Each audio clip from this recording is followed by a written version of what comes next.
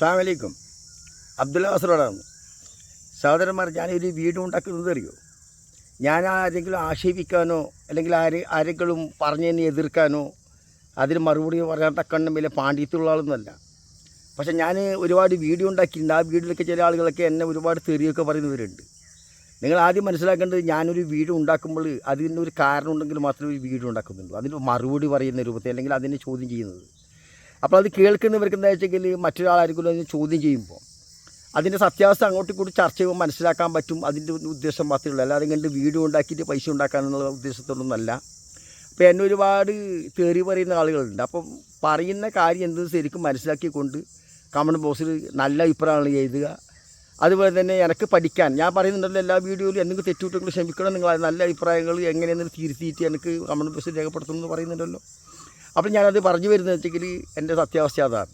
അപ്പോൾ ഞാനിപ്പോൾ ഇത് പറഞ്ഞു വരുന്നത് വെച്ചെങ്കിൽ നമ്മുടെ റഹ്മത്തുള്ള ഖാസിം പുത്തോടം ഒരു പ്രസംഗം നടത്തിയതുമായിട്ട് ബന്ധപ്പെട്ട് ഇപ്പോൾ ഒരു ചർച്ച നടക്കുന്നുണ്ട്. അതിലൊരുപാട് വേദനിക്കുന്ന പ്രശ്നങ്ങളുണ്ട്, വിഷയങ്ങളുണ്ട്. അതുമായിട്ടാണ് ഇന്നത്തെ എൻ്റെ ചർച്ച. അതായത് ഈ റഹ്മത്തുള്ള ഖാസിം ഇപ്പം ഒരു പ്രസംഗം നടത്തിയ ഒന്ന് രണ്ട് വീഡിയോ ഇതിൽ ഞാൻ ഉൾപ്പെടുന്നത് നിങ്ങൾ കാണണം, അതിന് വിലയിരുത്തണം. ആദ്യമായിട്ട് നിങ്ങളെന്ത് ചെയ്യണമെന്ന് വെച്ചെങ്കിൽ നമ്മളിപ്പോൾ ആ ഒരു റഹ്മത്തുള്ള ഖാസിം പറഞ്ഞ വീഡിയോ ആദ്യത്തെ ഒന്നാമത്തെ ഒന്ന് കാണും. ലോകത്തെ ഏറ്റവും വലിയ വിഡ്ഢികൾ അറബികളാണ്. അറബികളെപ്പോലത്തെ വിഡ്ഢികൾ ലോകത്തില്ല.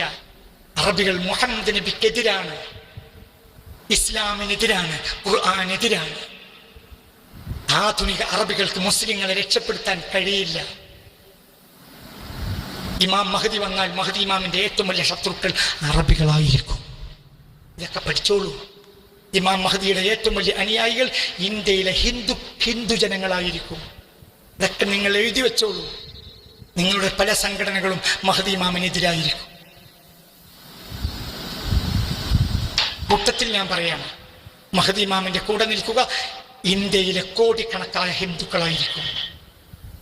മുസ്ലിം സംഘടനകളിൽ ഭൂരിപക്ഷവും മഹദി ഇമാമിനെതിരായിരിക്കും.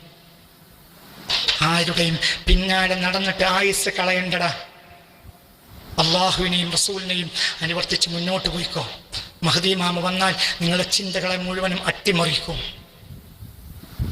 ഹിന്ദു ജനങ്ങളിൽ ഭൂരിപക്ഷവും മഹദി ഇമാമിന്റെ അനുയായികളായിരിക്കും. എന്തുകൊണ്ട്? അവർ ശുദ്ധരായ മനസ്കരാണ്.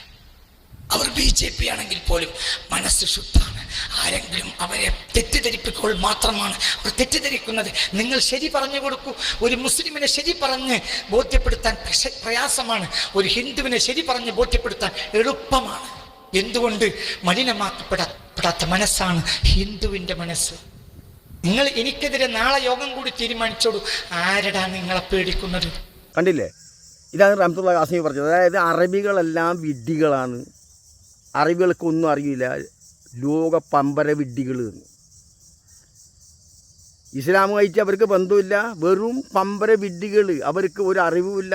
ഇത്രയും ഒരു വിഡ്ഢികളായ ലോകത്ത് മനുഷ്യന്മാരില്ല എന്നുള്ളതാണ്. എന്നിട്ട് പറഞ്ഞത് മഹദി ഇമാം വന്നാൽ ഒരൊറ്റ അറിവുകൾ ഉണ്ടാവില്ല എന്ന്. അള്ളാഹുവിൻ്റെ റസൂലിൻ്റെ പറഞ്ഞത് ദീനിന് മക്കത്ത് മദീനത്തിൻ്റെ ഇടയിൽ തന്നെ ക്യാമത്ത് നാൾ വരെ ദീൻ നിലനിൽക്കുന്നു. അപ്പോൾ ഏതായാലും അവിടെ ഏതെങ്കിലും അറിവുകൾ ദീനുള്ള ഇല്ലാതിരിക്കില്ലല്ലോ. അപ്പോൾ നമ്മൾ ഈ പറയുന്നതെന്ന് വെച്ചെങ്കിൽ ഈ പറയുന്ന ആളെ പറ്റിയിട്ടാണ്. ഈ പറയുന്ന ആളെ വെച്ചെങ്കിൽ നമ്മൾ ഒരുപാട് സ്നേഹിക്കുന്നു, ബഹുമാനിക്കുന്നു, ഖുർആൻ ക്ലാസ് നടത്തുന്ന ഒരു മനുഷ്യനാണ്. ആ മനുഷ്യൻ്റെ വായിൽ നിന്നാണ് ഈ അറിവുകളെ പറ്റി പറയുന്നത്. യഥാർത്ഥത്തിൽ ഈ അറിവുകൾ വിഡ്ഢികളെന്നും മണ്ടന്മാരെന്നൊക്കെ പറയുമ്പോൾ ഇന്നിപ്പോൾ പെട്ടെന്ന് മനസ്സിലാക്കാനുള്ളൊരു സാഹചര്യമുണ്ട്. ഇസ്രായേലും പലസ്തീനും യുദ്ധം നടക്കുന്നുണ്ട്. ഈ ഇസ്രായേലും പലസ്തീനും യുദ്ധം നടക്കുമ്പം പല രാഷ്ട്രങ്ങളും മുന്നേ ഹമാസിന് എതിരായിരുന്നെങ്കിലും ഇപ്പോൾ 98% രാഷ്ട്രങ്ങളും ഹമാസിന് അനുകൂലമായി. എന്താ കാരണം എന്നറിയോ?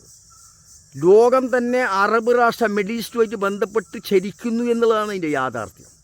ലോകം തന്നെ നിലനിൽക്കണമെങ്കിൽ, ലോകത്തിൻ്റെ സാമ്പത്തിക ഭദ്രത നിലനിൽക്കണമെങ്കിൽ ഗൾഫ് കൺട്രി എന്ന് പറയുന്ന അല്ലെങ്കിൽ 57 മുസ്ലിം രാഷ്ട്രം എന്ന് പറയുന്ന രാഷ്ട്രം അത് നിലനിന്നാൽ മാത്രമേ ലോകത്തിന് ചലിപ്പിക്കാൻ പോലും സാധിക്കുമെന്ന് ലോകം മനസ്സിലാക്കിയിട്ടാണ് ഇന്ന് ലോകവിടി ഐക്യരാഷ്ട്രസഭയിൽ പലസ്തീന് അംഗത്വം കൊടുക്കുന്ന ഒരു അഭിപ്രായത്തിന് പോലും അനുകൂലമായ വോട്ടെടുപ്പ് പോലും നടന്നില്ല. അതിനും കൂടെ അനുകൂലമായിട്ട് നിൽക്കുന്ന സാഹചര്യമാണ് ഇപ്പോൾ നിലവിൽ നിൽക്കുന്നത്. അപ്പം ഞാൻ പറഞ്ഞു വരുന്ന യുദ്ധമായിട്ട് ബന്ധപ്പെട്ടതല്ല.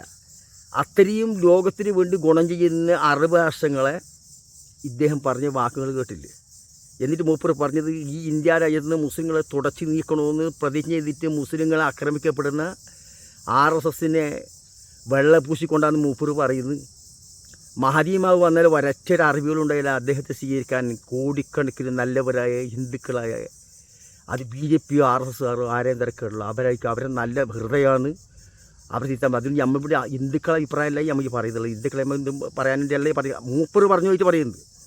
അപ്പോൾ ഈ മൂപ്പർ പറഞ്ഞ ആളായിരുന്നു മനസ്സിലാക്കേണ്ടത്. ഈ റഹ്മത്തുള്ള ഖാസിം എന്ന് പറയുന്ന ആൾ നമ്മൾ വളരെ കൂടുതൽ ബഹുമാനിക്കുന്നതും സമസ്തക്ക് പ്രധാനപ്പെട്ട വേണ്ടപ്പെട്ട ഒരാളും കൂടിയാണ്. അദ്ദേഹം എന്ന് പറയുന്നത് ഇങ്ങനത്തെ ഒരു മണ്ടത്തരം എന്ത് പറ്റിയെന്നറിയുന്നില്ല. മറ്റൊന്നും കൂടെ ഒന്ന് കേൾക്കുക, ഒരു വീട് കൂടി. മദീനത്തോടുള്ള മദീനത്ത് പോയി മരിക്കണമെന്ന് ചില ആളുകളും ആഗ്രഹിക്കാറുണ്ട്. ഞാൻ അങ്ങനെ ആഗ്രഹിക്കാത്ത ഒരാളാണ്. ഞാൻ ആഗ്രഹിക്കുന്നത് മദീന മൂത്തേടത്തേക്ക് വരണം എന്നാണ്. മദീന മൂത്തേടത്തേക്ക് എത്തിച്ചേരും എന്നാണ് എൻ്റെ വിശ്വാസം. ഞാൻ എന്തുകൊണ്ട് മദീന എന്നത് മദീനയാണെന്ന് പറയാൻ വേണ്ടിയാണ് ഞാൻ എൻ്റെ ആയുസ് ചെലവഴിച്ചത്. മദീനയുടെ മഹത്വം പറയാൻ വേണ്ടിയാണ് കൂടുതൽ ശത്രുക്കളെ സമ്പാദിച്ചത്. അതുകൊണ്ട് ഞാൻ മരിച്ചാൽ മദീന മുത്തേടത്ത് വരുമെന്നാണ് എൻ്റെ വിശ്വാസം, ഇൻഷാ അല്ലാഹ്. കണ്ടില്ലേ, ഇദ്ദേഹം എന്ത് മനസ്സിലാക്കുന്നുണ്ട് എന്ന് നമുക്ക് മനസ്സിലാക്കി. എന്ത് സംഭവിച്ചാൽ ഇദ്ദേഹത്തിന് എന്തെങ്കിലും മാനസികമായ എന്തെങ്കിലും പ്രശ്നങ്ങളുണ്ടോ എന്ന് അന്വേഷിക്കണമെന്നാണ് നമ്മൾ അഭിപ്രായം. കാരണം ഈ ദുനിയാവിൽ വെച്ചിട്ട് നമ്മളെല്ലാവരും പറയൽ സാധാരണ സഹോദരന്മാരെ പടച്ചവനെ കായബം കാണാൻ ആഗ്രഹമുണ്ട്, മക്കത്തേക്ക് എത്തിക്കണം, പടച്ചവനെ മദീനത്തേക്ക് എത്തിക്കണം, ഇതിൻ്റെ റൗള ശരീഫ് കാണണം, അള്ളാഹുവിൻ്റെ റസൂലിനെ നമ്മൾ കണ്ടിട്ടില്ല, കായബം നമ്മളെ കണ്ണുക്ക് കണ്ടിട്ടില്ല. നമ്മൾ സാധാരണ കായബത്തിന് മുന്നിട്ട് നിസ്കരിക്കുന്നത് എത്തിയിട്ടാണ് നമ്മൾ നിസ്കരിക്കുന്നത്. ഞാനും ഈ ഒരു വീടുണ്ടാക്കാനുള്ള കാര്യം ഞാനും ഉമ്മർക്ക് പഠിത്ത കാലത്ത് പോയവനാണ്. എനിക്ക് ആ മക്ക മദീനപ്പോൾ കണ്ടപ്പോൾ അവിടെ തിരിച്ചു വരാൻ സാധിച്ചില്ല സഹോദരന്മാർ. അങ്ങനത്തെ സ്ഥലമാണ്.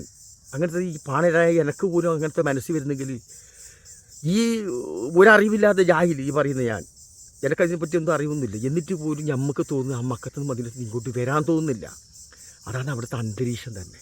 അവിടെ എത്തിക്കഴിഞ്ഞാൽ അങ്ങനത്തെ ഒരു സ്ഥലത്തിനെയാണ് ഈ റഹ്മത്തുള്ള ഖാസിം എന്ന് പറയുന്ന ഈ പണ്ഡിതൻ എന്ന് പറയുന്നത് നമ്മൾ ബഹുമാനിക്കുന്ന ഈ മനുഷ്യൻ പറയുന്നത് ഇങ്ങോട്ട് വരണം മുത്തോടത്തേക്ക്.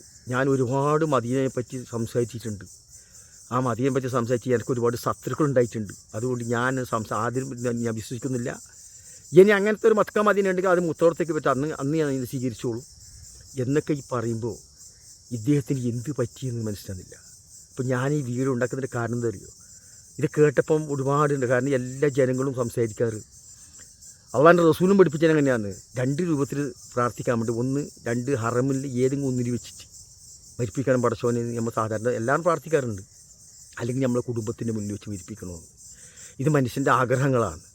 അങ്ങനെ ആഗ്രഹിക്കുന്ന മനുഷ്യന്മാർ ഈ ലോകത്ത് ജീവിക്കുമ്പോൾ ഈ പണ്ഡിതനായ ഈ മനുഷ്യൻ്റെ വായിൽ നിന്ന് എന്തുകൊണ്ട് ഇങ്ങനെ വരുന്നു എന്ന് നമുക്കൊന്നും മനസ്സിലാകുന്നില്ല. പ്രത്യേകിച്ചിട്ട് ഈ ലോകത്തിലെ എല്ലാ സമുദായങ്ങളും മുസ്ലിം സമുദായത്തിൻ്റെ ആരാധനാ കേന്ദ്രം, അവരെ വിശ്വാസത്തിൻ്റെ അടിത്തറ തന്നെ അത് എന്ന് വിശ്വസിക്കുന്നതാണ് ലോകത്തിലെല്ലാവരും. മുസ്ലിംസിൻ്റെ അടിത്തറ തന്നെ മക്ക മദീന എന്ന് പറയുന്നത്, പ്രവാചകനെന്ന് പറയുന്നത്. ആ സ്ഥലത്തിനെ പറ്റി ഇത്രയും ഖുർആൻ ക്ലാസ് നടത്തുന്നതിലെ ഖുർആനെ പറ്റി പലതും അറിയുന്നത്. ഹദീസ് പോട്ടെ, ഖുർആനിൽ നമുക്ക് എന്തെങ്കിലും തെറ്റ് പറയാൻ പറ്റില്ല. ഹദീസിൽ ചിലപ്പോൾ ചില അഭിപ്രായങ്ങളൊക്കെ സാഹചര്യത്തിനുണ്ടാക്കിയ അഭിപ്രായങ്ങളൊക്കെ ഉണ്ടായെന്ന് വരും. ഖുർആൻ അങ്ങനെയല്ലല്ലോ. അങ്ങനത്തെ ഖുർആൻ്റെ സ്റ്റഡി ക്ലാസ് നടത്തുന്ന ഒരു മനുഷ്യൻ അതേപോലത്തെ സ്റ്റഡി ക്ലാസ്സിൽ വെച്ചിട്ട് പറയുന്നത് എനക്കതിലൊന്നും വിശ്വാസമില്ല, മക്കത്ത് മദീനത്ത് പുതിയ ഫലമൊന്നുമില്ല എന്ന് പറയുമ്പോൾ ഈ മറ്റുള്ള ഇതര സമുദായങ്ങളൊക്കെ എന്ത് വിചാരിക്കും സഹോദരന്മാരെ? ഇപ്പം ഞാൻ ഇത് പറയുന്നതിൻ്റെ ശ്രദ്ധ ഈ വീഡിയോ ഞാൻ ഉണ്ടാക്കിയെന്ന് വെച്ചെങ്കിൽ ചർച്ച ചെയ്യപ്പെടേണ്ട കാര്യങ്ങളല്ല. എന്നെപ്പോലത്തെ ജാഹിലിങ്ങളൊന്നും ചർച്ച ചെയ്യേണ്ടല്ല. പിന്നെ എന്താ വെച്ചെങ്കിൽ ചിലപ്പോൾ അള്ളാഹിൻ്റെ റസൂൽ മുന്ന് പറഞ്ഞില്ലേ, ആലിമ്യങ്ങളെ ചില കളികൾ കാണുമ്പം അറിവില്ലാത്തവൻ പണ്ഡിതന്മാരെ ചോദ്യം ചെയ്യുമെന്ന് പറഞ്ഞില്ലേ, അതുപോലെ ആയിരിക്കും ചിലപ്പോൾ എന്നെപ്പോലത്തെ അറിവില്ലാത്തവൻ ഈ ആലിമിനെ ചോദ്യം ചെയ്യുന്ന മാത്രം കണക്കാക്കിയാൽ മതി. അപ്പം ഞാനിത് പറയുന്നതിൻ്റെ കാര്യം വെച്ചെങ്കിൽ സമസ്തയിൽ വേണ്ടപ്പെട്ട ബഹുമാനപ്പെട്ട ഒരു വ്യക്തിയാണ് ഇയാൾ. അങ്ങനെ ഇരിക്കെ ഒരു മനുഷ്യൻ എന്നുള്ള നിലയ്ക്ക് ഇയാൾ ഒരു മുസ്ലിം എന്നുള്ള നിലക്ക് ഈ പറഞ്ഞ വാചകമൊക്കെ ശരിയോ എന്ന് സമസ്തയെ വെളിപ്പെടുത്തണമെന്നാണ് എൻ്റെ അഭിപ്രായം. കാരണം എന്താ അറിയോ, ഇനി വെളിപ്പെടുത്താതെ നിന്നാൽ അല്ലെങ്കിൽ അയാൾ മാനസിക വിഭ്രാന്തി കൊണ്ടോ അല്ലെങ്കിൽ എന്തെങ്കിലും ഇന്നത്തെ മുസ്ലിങ്ങളെ കണ്ടത് കൊണ്ട് മുസ്ലിങ്ങളെ നന്നാക്കാൻ പറ്റിയില്ല പറഞ്ഞിട്ട് ചിലപ്പോൾ ഹിന്ദുക്കൾ പറഞ്ഞെങ്കിലും നന്നാവുമെന്ന് വിശ്വസിക്കും. ചില കാര്യത്തിൽ നമ്മൾ പറഞ്ഞില്ല. ചില ആളുകൾ മുസ്ലിംസിന് പോയിട്ട് പറയുമ്പോൾ കണ്ട ഹിന്ദുക്കൾ കണ്ട മുസ്ലിമിൻ്റെ പിന്നെ ചിട്ടയും അതിൻ്റെ ആചാരങ്ങളൊക്കെ ബഹുമാനിക്കുക ആദരിക്കുകയൊക്കെ ചെയ്ത് അത്രയും നമ്മൾ മുസ്ലിംസിനില്ലാതൊക്കെ ഇങ്ങനെ അഭിപ്രായങ്ങൾ പറയാറുണ്ട് സാധാരണ. അങ്ങനെ എന്തെങ്കിലും ഒരു ഉദാഹരണത്തിന് അയാൾ പറഞ്ഞു പോയതോ അല്ലെങ്കിൽ ഇയാൾക്കെന്തോ മാനസിക പ്രശ്നമുണ്ടോ എന്ന് അന്വേഷിക്കേണ്ടത് സമസ്തൻ്റെ കടമയാണ്. കാരണം എന്താ പറയുമോ, ഇതിന് ശരിക്കും ലോകത്തിന് മുസ്ലിം സമുദായത്തിന് മറുപടി കൊടുത്തില്ലെങ്കിൽ സമസ്തയ്ക്ക് സമസ്തയിൽപ്പെട്ട ഒരാൾക്കും മറ്റേ വഹാബികളെ പറ്റിയെന്നോ മുജാഹിദിനെ പറ്റിയെന്നോ മറ്റേതെങ്കിലും മതവിശ്വാസത്തിൻ്റെ സംഘടനയെ പറ്റിയിട്ടിരുന്നോ തീർച്ചയായിരുന്നോ ഇസ്ലാമെന്ന് പുറത്തു നിന്നോ കാഫിറുന്നോ എന്നൊക്കെ പറയുന്ന കുറേ ആളുകളിവിടെ ഇല്ലേ? ആയിരിക്കും ഈ സുന്നത്തിയമായത്ത് നിറഞ്ഞിട്ട് ഒരു മറുപടി അല്ലെങ്കിൽ ഒരു കാര്യങ്ങൾ ചോദിക്കാൻ പറ്റൂല എന്നുള്ളതാണ് എൻ്റെ അഭിപ്രായം. അതുകൊണ്ട് സമസ്ത ശക്തമായി ഇതിന് മറുപടി ആവശ്യമുണ്ട്. കാരണം പറയുന്ന ആൾ അങ്ങനത്തെയാണ്. ഇതിനു മുമ്പ് ഇയാൾ പല സമയത്ത് പല ഇങ്ങനത്തെ ഇരുന്ന സദസ്സിൽ നിന്ന് പല മണ്ടത്തരൊക്കെ പറഞ്ഞിട്ടുണ്ട്. മാധ്യമ വകുപ്പ് വരും 6 കൊല്ലം കൊണ്ടുവരും എന്നൊക്കെ പറഞ്ഞിട്ട് എന്തെല്ലാം പറയുന്നുണ്ട് മൂപ്പർ. പക്ഷേ ഇന്നൊന്ന് സമസ്തൻ്റെ തലപ്പത്തുള്ള ഒരാളെന്നുള്ള നിലയ്ക്ക് എന്തുകൊണ്ട് ഈ സമസ്തയിൽ നിന്ന് മുൻപാത്തുകയാണ് ഇപ്പോൾ നമുക്ക് അതിശയം തോന്നുന്നുള്ളത്. അപ്പോൾ അതുകൊണ്ട് സമസ്തയിൽ ഇടപെടണം. ഇയാൾ പറഞ്ഞത് എന്തെന്നുള്ള വിശദീകരണം ഈ ലോകത്തിലുള്ള മുസ്ലിങ്ങൾക്ക്, പ്രത്യേകിച്ച് നമ്മൾ കേരളത്തിലെ മുസ്ലിങ്ങൾക്ക് ഇത് അറിയണം. കാരണം മലയാളത്തിൽ പറഞ്ഞുകൊണ്ട് മലയാളത്തിൽ എല്ലാവരും അറിഞ്ഞല്ലോ. അതുകൊണ്ട് അറിയണമെന്നുള്ളതാണ് നമുക്ക് അഭിപ്രായം. അല്ലാതെ അല്ലെങ്കിൽ ഇങ്ങനത്തെ ആളുകളൊക്കെ തലക്കാലത്തേക്ക് മാറ്റി നിർത്തണം, സമസ്തയിൽ പുറത്താക്കണം എന്നുള്ളതാണ് എൻ്റെ അഭിപ്രായം. അല്ലാതെ ഞാനത് വിമർശിക്കാൻ വേണ്ടി എന്ന് പറയുന്നതല്ല, ആരെങ്കിലും പരീക്ഷിക്കാൻ പറയുന്നതല്ല.